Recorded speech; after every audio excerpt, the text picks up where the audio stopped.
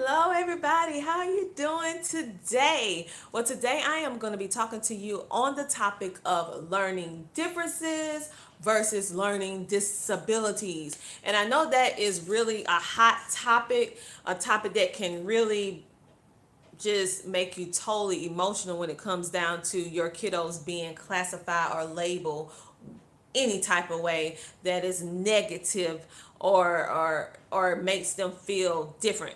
So we are going to talk a little bit about this topic, and I'm also going to share with you, if I don't forget, a class, well, an event that I'm doing on Facebook for absolutely free, and maybe you want to take advantage of it, or you know anybody that this information that I'm going to be giving away for absolutely free will be beneficial to them as well. But let's get back to the topic at hand, talking about learning difference versus learning disabilities.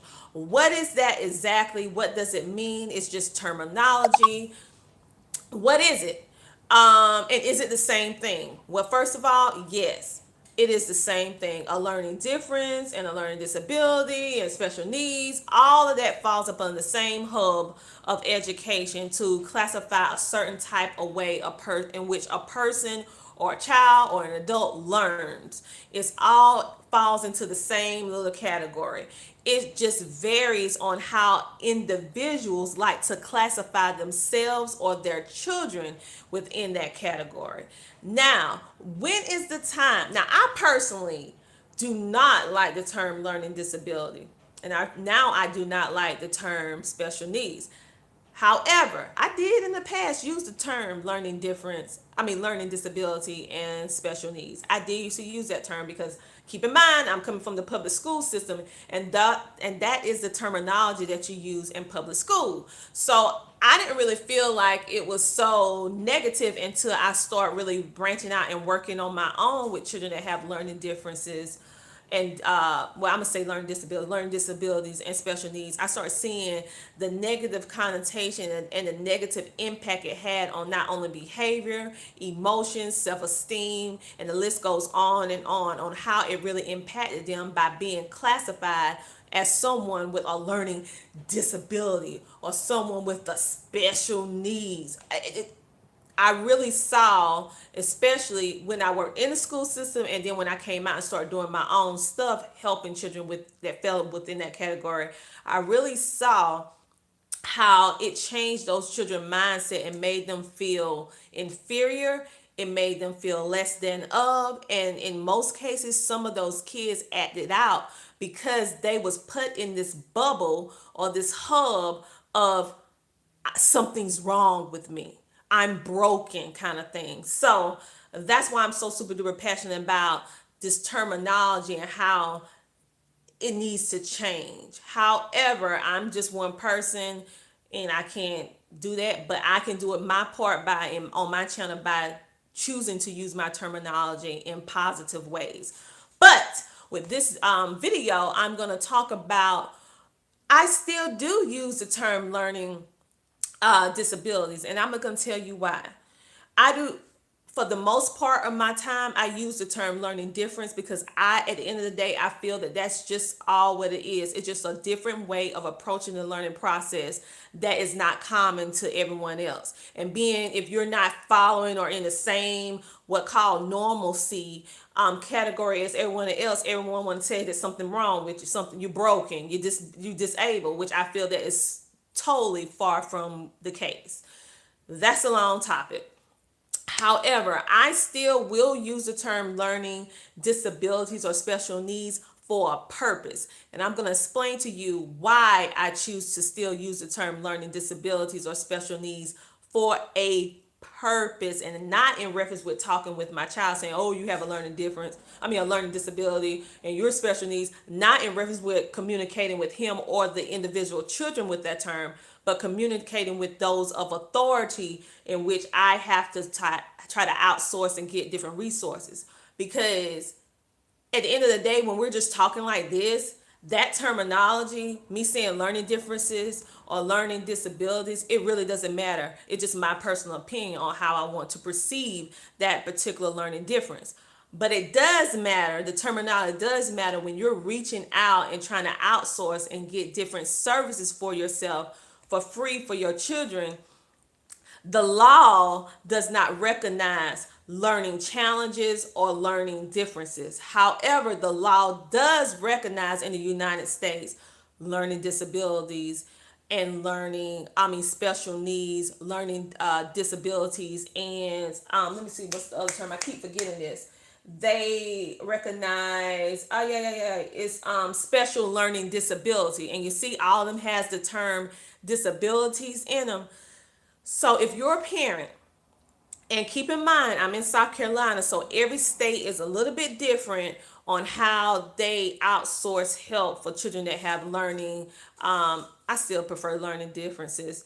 Learning differences. They all have different things in which they do personally. But if you're reaching out to the public school system, or you're reaching out with your doctor trying to get referrals to different specialists and stuff like that, the term learning difference and the term learning challenges will not go. It will not float because there's no category for it up under our law. So it's just like you're just saying a little nice fluffy word that resonates with you and your family, but it doesn't resonate with the general population on how they characterize it. So that's when I choose to use the term learning disabilities or special needs, when I'm personally trying to outsource and get certain help from different schools or different specialty clinics or different things like that. That is a time when I have to use it because that's the only thing that they recognize up under the law. I know it sucks, but that's just the way it is, and it irks me. It really irks me that the law is in such a way that you have to use their terminology in order to receive the help, even if you don't like the term.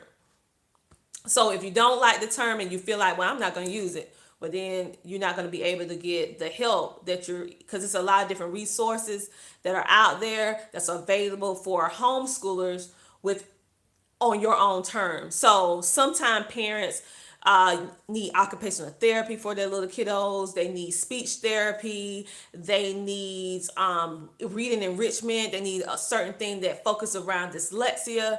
Whatever the case, but behavior things where they need to help the child learn how to cope with stress and emotional stuff from a psychiatrist standpoint, and it's falling upon that learning disabilities hub. In order to receive those services within the public school system or outsourcing in private ventures that's kind of connected with the public school system, but you don't have to actually take your child to the schoolhouse. You take them to a different facility that's linked with the public school system. In order for you to receive that service, you have to use the terminology that the law states. And within the category of learning learning disabilities, it's only 13 different categories that falls up under there, and you have to fall up under one of those things in order for your child to receive those services. I know I hate it too, but that's the way it goes. But I just want to let you guys know that there are some things that you can actually do. Say for example, you see a testing that you want your child to do that in reference with learning disabilities. Your state your state district office, you write them a letter, and according to the law, within 60 days, they have to respond to you with a call of action.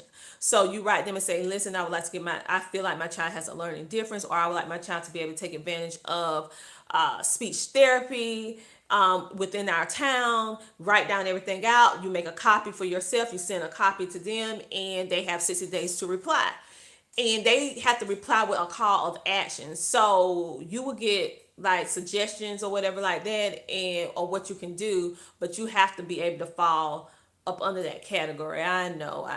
I don't like it either because I prefer the term learning difference all day long. I wish I could just be like, change the term. I wish I had that kind of clout, but I don't. But if you are, or you need services like that, you will have to, and you're reaching out for services, you're gonna have to like use that terminology. And I know I hate it too, but you're gonna have to use that terminology in order to receive the services. And up under the No Child Left Behind Act, there's a lot of things that are available not only to public school students, but also to homeschooling, in which we have no idea because they're not telling us that we can take all the little alternative activities that they do in public school. Our kids can do most of that. It just varies from state to state.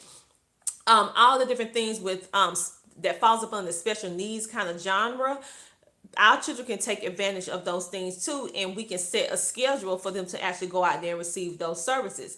However, a lot of people are not going to tell you that. And like I said, every state is a little bit different on what they actually provide and what you can actually get. But at the end of the day, every state has something in place because it's the law. It's the law. It's up under the IDEA Act, which is individuals with disability. Let me see. It's the ideal, the Individual with Disability Education Act. So all that falls up under the law of the United States. So use those laws to help you to be able to get the services and things that you need for your kiddos. Sometimes we do have to use terminology that the state or the law recognize in order to avail ourselves to those services. But that's just how it is if you want to receive that particular service and they're paying for it. We pay taxes and stuff like that. So if you know that you're struggling on a certain thing and it's a service that's available, but you just have to use their terminology, go ahead and use the terminology. You don't have to use it with your kiddos, but you can use it in the professional setting so that your child be able to get the services that they need and it won't break the bank. Because the sad thing about it is when you have a child that has a learning difference, it's very expensive.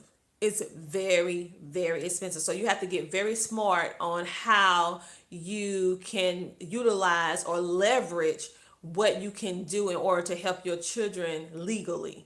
And there are a lot of things out there within the United States in particular that are out there for our kiddos, but we have to buckle down and just use their terminology on certain things for that occasion. So that is the only way that I use that terminology is when I'm trying to outsource and get certain help for my child or children. I use the terminology then, but in our regular day-to-day life, I just use learning differences, and basically I don't even bring it up other than when I'm talking to you guys on video. So there are a lot of things that you can actually use to your benefit to help you, and you don't have to spend all this money in order to do it. So I encourage you to check out what's in line in your particular state because every state is a little bit different, but at the end of the day, everybody's under the IDEA Act and everyone is up under the different laws for adults and children dealing with special needs within the United States. So there are different laws that are just universal within the United States. And then there are certain services that are only in certain areas. So like some areas have an amazing dyslexia resources, but over here in South Carolina, we don't have it. Now they just passed a law a couple months ago. I don't see anything that they're doing at the moment, but they did just pass a law where they're recognizing dyslexia as it falls up under that disability hub now. So being that it falls up under that disability hub, that means they're gonna have to start providing services for individuals that have this learning disability or difference. Whereas when my child was in school, it wasn't anything available. Yes, I had him testing and stuff like that, which I had it up under the Disabilities Act. But and he they said that he had dyslexia and all that, but being that it wasn't no service at the time for dyslexia, they just ignored it, and I had to figure out how to help my baby without any services available in my state. So now there are a lot of things that are changing with that. So take advantage of that free training or inexpensive way of being able to outsource and get help, especially if you need help. There are ways in which provisions that are in line by our law in the United States that provides different things. So use them. You pay your taxes, use them. So I just want to come on. I know it's kind of like a serious topic and stuff, but when it's dealing with anything dealing in that hub of learning disabilities or learning differences, I get hyped, I get passionate because I am an advocate for those children who do not have a voice now, including my babies. So I am an advocate for the parents. I am an advocate for the students. I am an advocate. I don't care if you're in public or homeschool. When it comes down to learning differences, we are all in this together. So I get super duper driven and passionate. I'm very serious when it comes down to this because this is a very serious thing, a very serious topic. And I want to let you know that you have options out there. Now, I will come back and have some more lighthearted stuff. But for today, I had to be a little serious, so I'm sorry. But see, I gave you a little bit of something to smile at.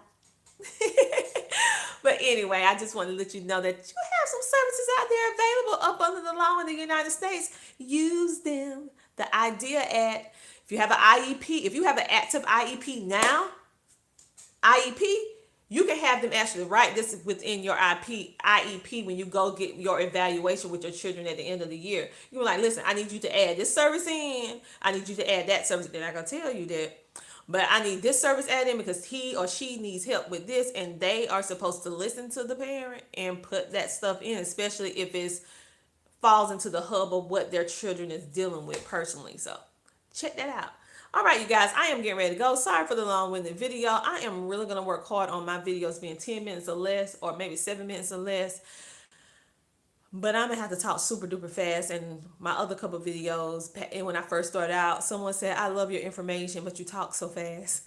So that's why I start slowing down with how fast I talk. So anyway, I'm going to figure that out because I know that you are busy and you don't have time to be watching no long 45, 35, 25-minute videos. So I'm really going to work diligent on trying to cut the videos down. Okay, so I will talk to you later. I hope you found this information beneficial and you found some value in this video, and that if you know anybody that this video can truly help, make sure to share it with them. Make sure to like, follow, subscribe, and share. I will talk to you guys tomorrow on another topic. Have a great day. Bye. Oh, I forgot to tell you, I have an event over on Facebook starting tomorrow at 2 p.m. Eastern Standard Time. Is talking about everything dealing with dyslexia and how dyslexia is more than just a reading difference or a reading disability.